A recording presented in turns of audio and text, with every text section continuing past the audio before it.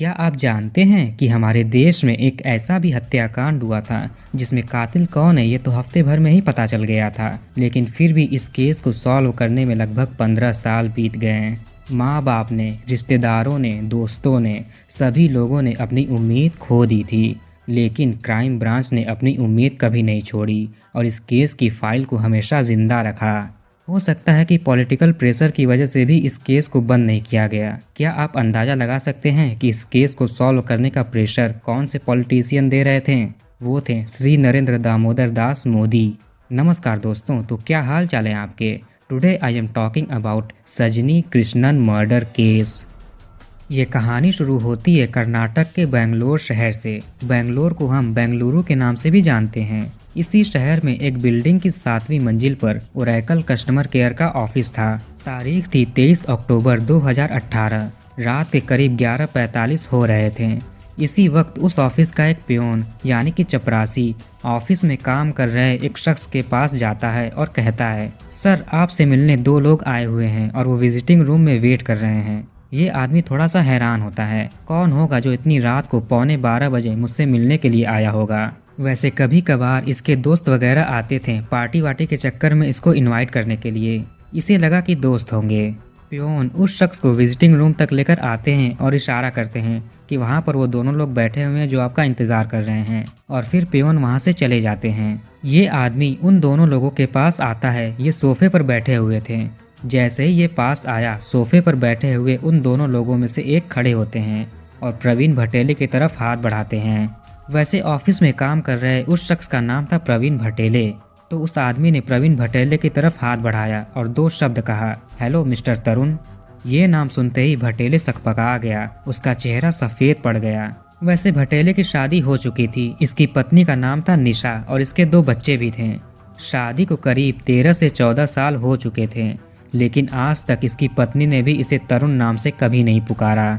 इसके दोस्त, परिवार, पड़ोसी, ऑफिस में काम कर रहे कलीग, सभी लोग इसे प्रवीण भटेले के नाम से ही जानते थे।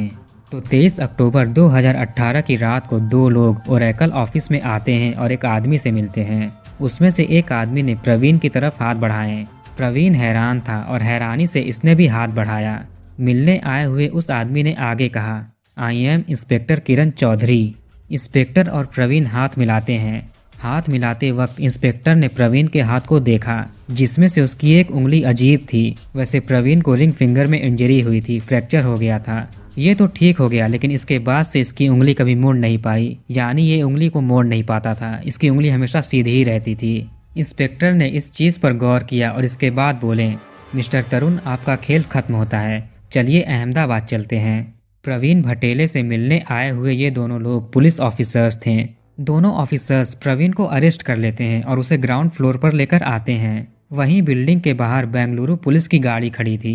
प्रवीण को उसमें बिठाया गया और पुलिस स्टेशन लेकर आया गया, जहां से गाड़ी चेंज होती है और ये दोनों ऑफिसर्स प्रवीण को गुजरात पुलिस की गाड़ी में बिठाते हैं और गुजरात की ओर निकल पड़ते हैं। रास्ते में ही इंस्पेक्टर ने डीसीपी को व्हाट्सएप मैसेज किया। इसमें उन्होंने एक फोटो भेजा और नीचे लिखा गॉट इट। 24 अक्टूबर 2018 को, यानी अगले ही दिन ये अहमदाबाद पहुंच गए।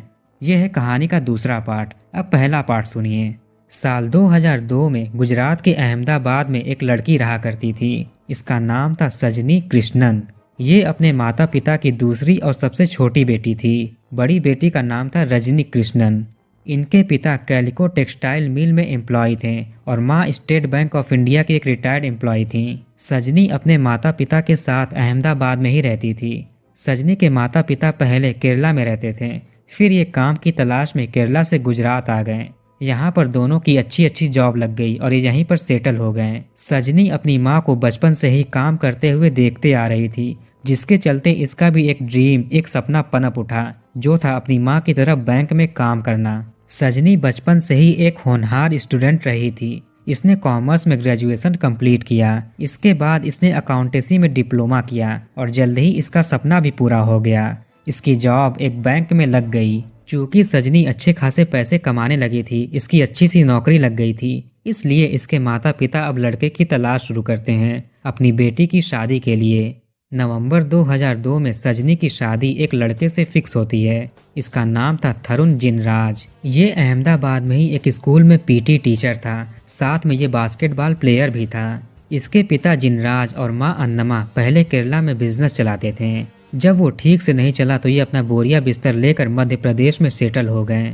थरुण के पिता जिनराज मध्य प्रदेश के एक स्कूल में पीटी टीचर थे और माँ एक नर्स थी जो कि बाद में रिटायर हो गईं। थरुण और इसका भाई अरुण अहमदाबाद में पढ़ाई करते थे। थरुण ने फिजिकल एजुकेशन में पोस्ट ग्रेजुएशन किया, साथ में इसे बास्केटबॉल का भी शौक था। एक दिन टूर्नामेंट मैचेस खेलते खेलते इसकी रिंग फिंगर में बुरी तरह से चोट लग जाती है, जिसके बाद इसका ट्रीटमेंट तो हुआ लेकिन वो कभी ठीक नहीं हो पाया। ये अपनी उंगली को कभी मोड़ नहीं पाता था। इसकी उंगली हमेशा सीधी की सीधी ही रह गई। पूरी तरह से सीधी नहीं थी, हल्की सी कर्व थी। यहीं स्कूल में बच्चों को पीटी कराते कराते इसकी मुलाकात एक लड़की से होती है जिसका नाम था अनीता। वैसे ये इसका असली नाम नहीं है, केवल पहचान के लिए ये नाम रखा हुआ है। थरुण जिनराज एक बास्केटबॉल टीम में था और अनीता इसकी टीममेट थी। ये दोनों अहमदाबाद के यूनिसेक्स बास्केटबॉल टूर्नामेंट में हिस्सा लिए थे। लगभग 4 सालों तक इन दोनों का चक्कर चलता रहा। उधर माँ बाप को कोई खोज खबर नहीं थी कि उनका बेटा अहमदाबाद में नौकरी करने के साथ साथ एक गर्लफ्रेंड भी बना रखा है। थरुण की माँ को जब बेटे की सच्चाई पता चली तो इन्होंने इसका विरोध किया, क्योंकि अनीता पारसी समुदाय से बिलोंग करती थी और चूंकि ये दूसरे धर्म की थी, इसलिए माँ थरुण और अनीता के रिश्ते को स्वीकार नहीं करती हैं। थरुण की 2 सबसे बड़ी कमजोरियां थी। अब कमजोरी क्या कहेंगे, ये दुनिया में 2 लोगों से सबसे ज्यादा प्यार करता था। पहली अपनी माँ से और दूसरी अपनी गर्लफ्रेंड अनीता से। नवंबर 2002 में थरुण की माँ थरुण की शादी एक लड़की से फिक्स करती हैं। पता नहीं थरुण के दिमाग में ऐसा क्या आया कि शादी के लिए राजी हो गया। थरुण की शादी जिस लड़की से फिक्स हुई थी उस लड़की का नाम था सजनी कृष्णन। सजनी की हिस्ट्री तो मैंने आपको ऊपर बताई दी है। जब सजनी और थरुण की शादी फिक्स हो गई तो थरुण ने अपनी गर्लफ्रेंड को फोन किया और अपनी शादी के बारे में उसे बताया। सामने से पता चलता है कि गर्लफ्रेंड अनीता की भी शादी फिक्स हो गई है और कुछ ही महीनों में वो होने वाली है। दिसंबर 2002 में केरला के थ्रिस्सूर इलाके में थरुण और सजनी की शादी हो गई। शादी के बाद ये दोनों अहमदाबाद आ जाते हैं और एक अपार्टमेंट में रहने लगते हैं। वैसे सजनी के माता पिता भी अहमदाबाद में ही रहते थे और थरुण के माता पिता मध्य प्रदेश में रहते थे। जो तरुण का छोटा भाई था अरुण, वो भी अहमदाबाद में ही रहता था और एक अपार्टमेंट में रहता था जो कि थरुण के घर से कुछ ही दूरी पर था, कुछ ही मिनटों की दूरी पर था। कुछ हफ्तों बाद गर्लफ्रेंड अनीता का कॉल थरुण को आता है।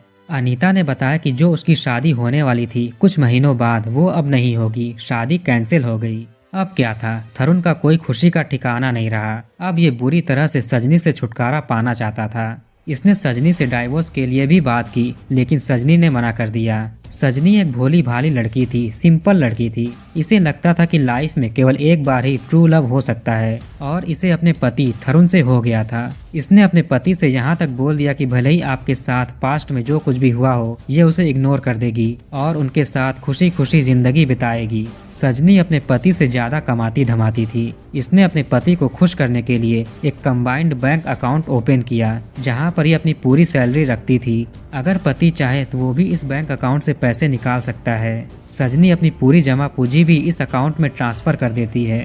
अब धीरे धीरे सजनी और थरुण के रिश्ते में सुधार होने लगा, लेकिन कुछ ही दिनों के बाद थरुण अपनी पत्नी सजनी का अकाउंट यूज करना शुरू कर देता है और हमेशा इसका ही यूज करता है। सजनी को लगने लगा कि इसके पति इससे नहीं बल्कि इसके पैसों से प्यार करते हैं। ये अब परेशान रहने लगी। इसने अपनी माँ से भी इस बारे में बात किया। माँ ने कहा, अरे ऐसा कुछ नहीं है, सब नॉर्मल है, ऐसा हर घर में होता है, हर किसी के साथ होता है।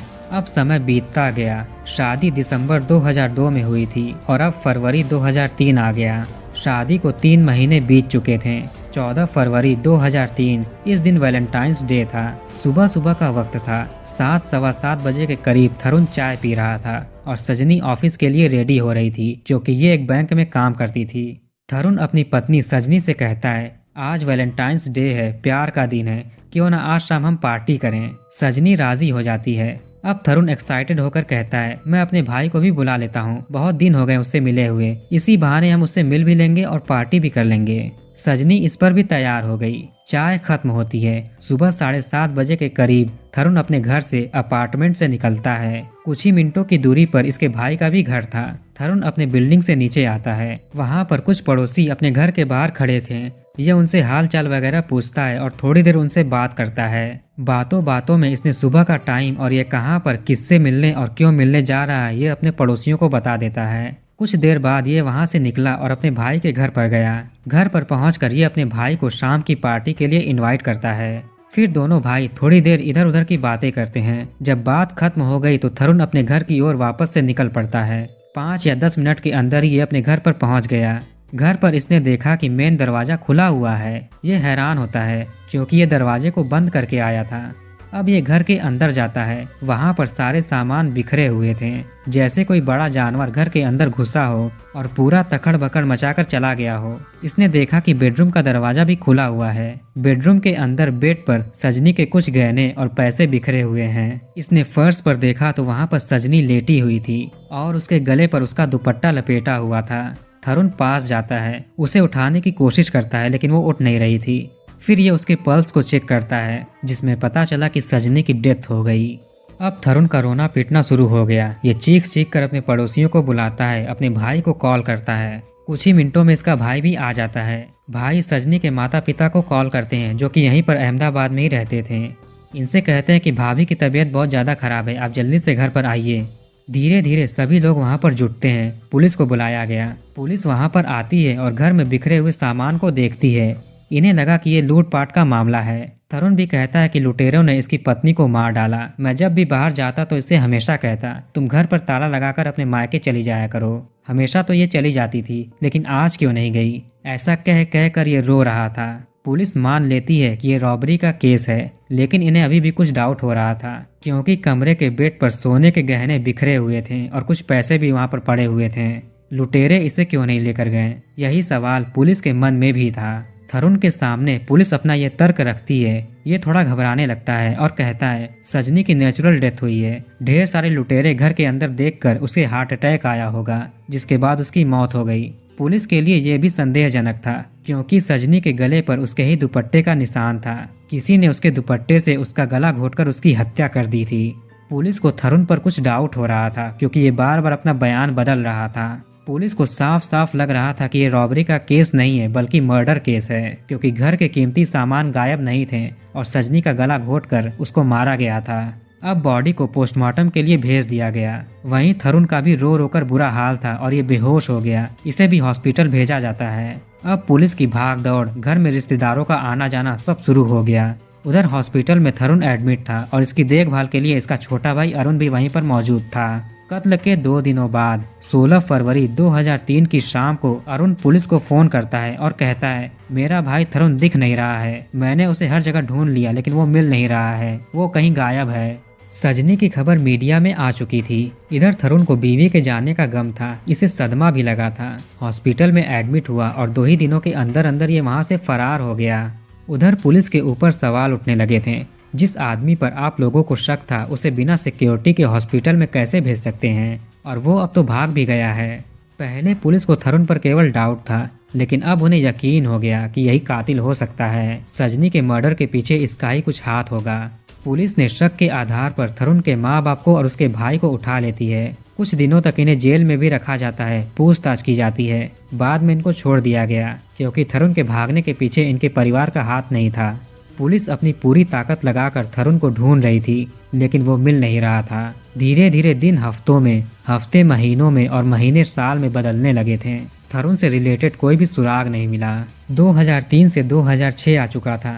सजनी के माता पिता को लगा कि अब चुप बैठकर कुछ नहीं होगा। अब ये सीधे पहुंच गए गुजरात स्टेट के चीफ मिनिस्टर के पास। उन दिनों 2006 में गुजरात के सीएम नरेंद्र मोदी थे। सजनी के माता पिता और बहन ने नरेंद्र मोदी से न्याय की गुहार लगाई। अब चीफ मिनिस्टर के ऑफिस से क्राइम ब्रांच को मैसेज भेजा जाता है कि आप सजनी के कातिल को जल्द से जल्द पकड़िए और अदालत में पेश करिए। इसके बाद क्राइम ब्रांच में एक स्पेशल टीम बनाई गई और थरुण के लिए 1 लाख रुपए का इनाम भी रखा गया जो भी उसे पकड़वाने में मदद करेगा। अब पुलिस की इन्वेस्टिगेशन शुरू होती है। थरुण के माँ बाप से, उसके भाई से, पड़ोसियों से पूछा जाता है क्या कभी थरुण ने आपसे कांटेक्ट करने की कोशिश की है, क्योंकि अब तो 3 साल हो चुके हैं, कभी न कभी तो वो किया ही होगा। लेकिन सभी ने इनकार कर दिया। थरुण सबसे कट हो चुका था।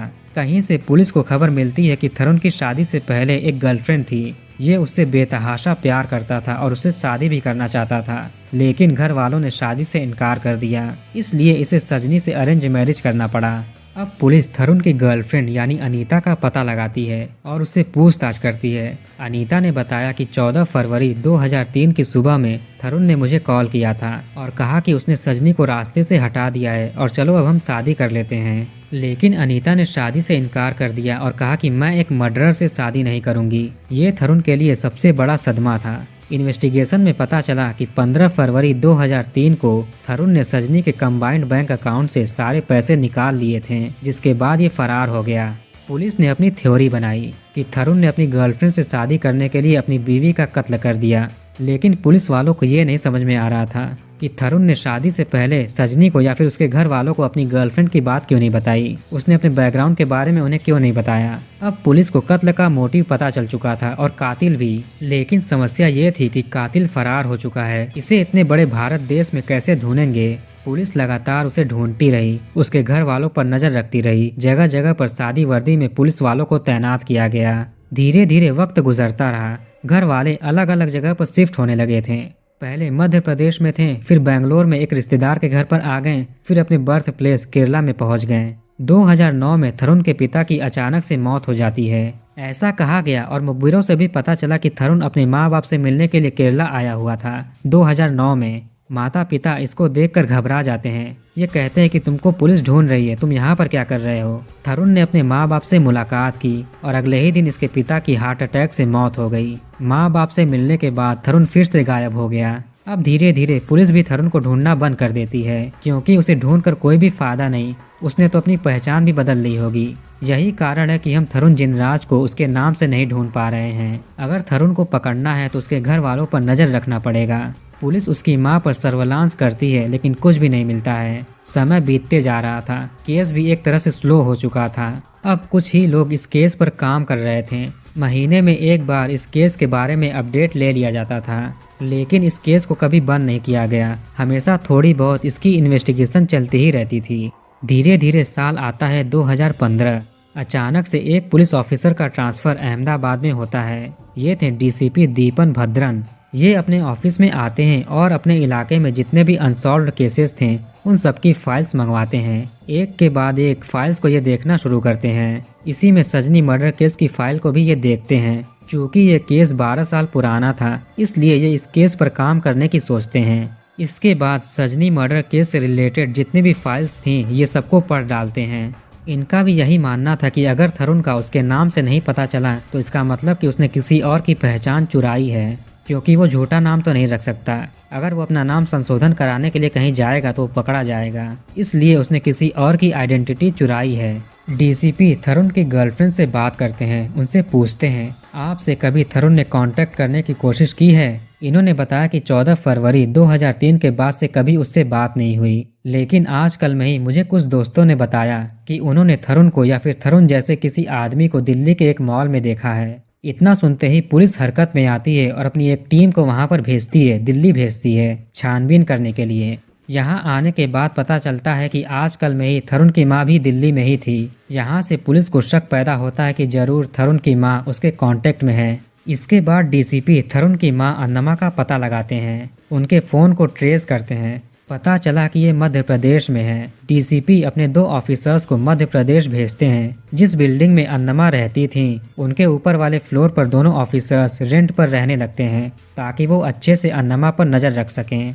पड़ोसियों से ये दोनों बात करते हैं। उनसे पता चला कि 2009 में थरुण के पिता की मौत हो चुकी थी, जिसके बाद से थरुण की मां अकेली हो गई और यहीं आकर रहने लगी। इनके छोटे बेटे की शादी हो चुकी है और वो अहमदाबाद में ही सेटल हो गया। पड़ोसियों से यह भी पता चला कि अन्नमा अक्सर बेंगलोर आती जाती रहती है। वहाँ पर उसकी एक भांजी रहती है, ये उसी से मिलने के लिए जाती है। अन्नमा की भांजी का नाम था निशा। निशा की शादी हो चुकी थी और इसके 2 बच्चे थे। पुलिस अन्नमा के फ़ोन को सर्विलांस पर लगाती है, जिससे 2 नंबर सामने आते हैं। एक तो नंबर निशा का था और दूसरा एक एम्प्लॉय का था, जो कि ओरेकल कंपनी के कॉल सेंटर में काम करता था, और ये लैंडलाइन नंबर था। बाद में पता चला कि ये एम्प्लॉय निशा का पति है और इसका नाम प्रवीण भटेले है। पुलिस अब प्रवीण भटेले के बैकग्राउंड के बारे में पता लगाती है। प्रवीण भटेले पहले अहमदाबाद में ही पीटी टीचर था। पुलिस को अब प्रवीण के बारे में और भी जानकारियां चाहिए थी, इसलिए अब ये निशा के सोशल मीडिया अकाउंट को खंगालना शुरू करते हैं, जहां पर निशा की और इसके बच्चों की फोटोज तो थीं, लेकिन प्रवीण की एक भी फोटो नहीं थी। निशा ने कभी भी एक भी फोटो प्रवीण की पोस्ट नहीं की थी। ये बहुत ही अजीब था। अब डीसीपी दीपन बेंगलोर पुलिस से मदद मांगते हैं और अपने दोनों ऑफिसर्स को बेंगलोर में भेजते हैं।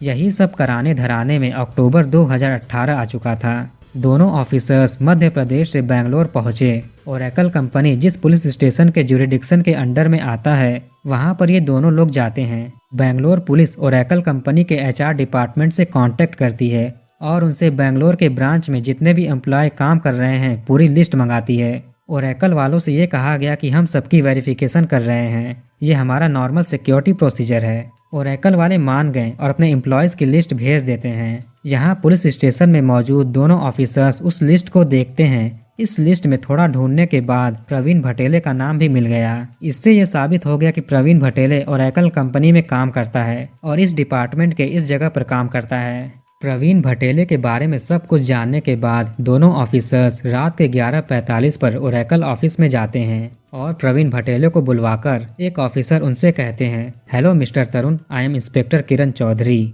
प्रवीण भटेले उर्फ तरुण को अरेस्ट कर लिया गया और अहमदाबाद लाया गया। अहमदाबाद आकर इसने अपने कत्ल को कैसे कैसे अंजाम दिया था, ये पूरी कहानी बताता है। 14 फरवरी 2003 की सुबह जब ये अपने भाई को इनवाइट करने के लिए घर से निकला तो रास्ते में ये अपने पड़ोसियों से बात करता है। जब पड़ोसी बात करने के बाद अपने घर के अंदर चले गए तो ये पीछे के दरवाजे से बिल्डिंग के अंदर आता है और चुपके से अपने अपार्टमेंट में एंटर होता है। इसने दरवाजे को अंदर से बंद कर लिया और अपने बेडरूम में चला गया। वहां पर सजनी ऑफिस जाने के लिए रेडी हो रही थी। उसने अपना दुपट्टा कंधे पर रखा हुआ था। तरुण सजनी के पास जाता है और दुपट्टे से उसका गला घोटने लगता है। थोड़ी ही देर में सजनी की मौत हो गई। इसके बाद ये चुपचाप घर के सामानों को बिखेरता है ताकि ये रॉबरी का मामला लगे। फिर ये अपनी गर्लफ्रेंड को फोन करता है और उससे शादी का प्रस्ताव रखता है, लेकिन उसकी गर्लफ्रेंड अनीता ने ये कहकर उसे ठुकरा दिया कि ये एक मर्डर से शादी नहीं करेगी। इसके बाद इसे टेंशन होने लगता है। सजनी के कबर्ड में रखे उसके कुछ गहने और पैसे ये बेड पर बिखेर देता है, जिसके बाद पुलिस वहां पर आती है और उन्हें डाउट होता है। तरुण को एहसास हो चुका था कि पुलिस का शक इस पर हो गया है, जिसके बाद इसने बेहोश होने का नाटक किया और हॉस्पिटल में एडमिट हो गया। यहाँ पर ये और इसका भाई था। चूंकि इसकी तबीयत ठीक नहीं थी, इसलिए इसके भाई अरुण अपनी भाभी का अंतिम संस्कार करने के लिए घर पर जाते हैं। 15 फरवरी 2003 को तरुण हॉस्पिटल से डिस्चार्ज होता है और सजनी के बैंक अकाउंट से सारे पैसे निकाल लेता है। इसके बाद ये जाता है अपने एक दोस्त के घर पर। इसका नाम था प्रवीण भटेले। ये अहमदाबाद में ही पीटी टीचर थे। तरुण इनके पास आया और बोला, मुझे यहाँ पर जॉब चाहिए लेकिन वो मिल नहीं रही है। घर के सभी लोग मध्य प्रदेश में हैं। मैं कहाँ पर जाऊँ, कुछ समझ नहीं आ रहा है। तरुण की ऐसी बातें सुनकर प्रवीण उसे अपने घर पर रहने की जगह दे देते हैं। अब तरुण अपने कॉलेज फ्रेंड प्रवीण के घर पर रहने लगा। तरुण के घर पर इतना मातम छाया हुआ था कि किसी को एहसास ही नहीं हुआ कि तरुण वहां पर नहीं है। वैसे घर वालों को पता चल चुका था कि तरुण हॉस्पिटल से डिस्चार्ज हो चुका है। जब इसके बारे में घर पर जिक्र हुआ तभी अरुण ने पुलिस स्टेशन में फोन किया और उन्हें बताया कि तरुण गायब है। दोस्त के घर पर रहते रहते तरुण चोरी करने लगा। अपने दोस्त के जितने भी तरह के पहचान पत्र थे ये सबको चुरा लेता था। इसके दोस्त का पासपोर्ट नहीं था। तरुण ने अपने दोस्त से पासपोर्ट बनवाने के लिए भी कहा।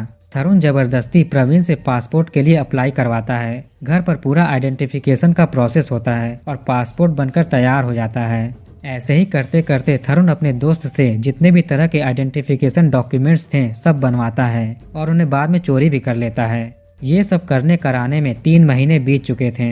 जिस दिन ये अपने दोस्त के घर से निकला उस दिन ये तरुण जिंगराज नहीं बल्कि प्रवीण भटेले था। इसने अपने दोस्त के सारे डॉक्यूमेंट्स चोरी कर लिए थे। जो असली वाला प्रवीण था उसे अपने दोस्त की करतूतों के बारे में जरा भी जानकारी नहीं थी, कोई भनक नहीं था। अब तरुण अहमदाबाद से निकलता है और आता है पुणे। इसे यहाँ पर एक आईटी कंपनी में जॉब मिल जाती है और यहीं पर काम करने लगता है। इसी कंपनी में एक लड़की काम करती थी, इसका नाम था निशा। तरुण और निशा की मुलाकात होती है। दोनों को एक दूसरे का साथ पसंद आता है और दोनों शादी कर लेते हैं। इसके बाद ये बेंगलोर आ जाते हैं और वहीं पर ये दोनों नौकरी करते हैं। तरुण का पासपोर्ट इतना रियल था कि ये 3-4 बार यूएसए जाकर भी आया था। इसने जब अपनी गर्लफ्रेंड अनीता को सजनी के कत्ल वाली बात बताई थी तो अनीता ने शादी से मना कर दिया था और इससे सारे रिश्ते तोड़ दिए थे, हर तरह के कांटेक्ट के जरिए को खत्म कर दिया था।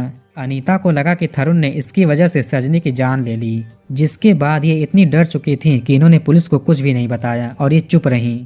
वो तो जब पुलिस पता लगाते लगाते अनीता तक पहुंची तब इन्होंने खुलासा किया। फिलहाल थरुण अहमदाबाद में है, सेशन कोर्ट में इसकी कार्रवाई चल रही है। इसने बेल के लिए भी अप्लाई किया था जिसे बाद में रिजेक्ट कर दिया गया।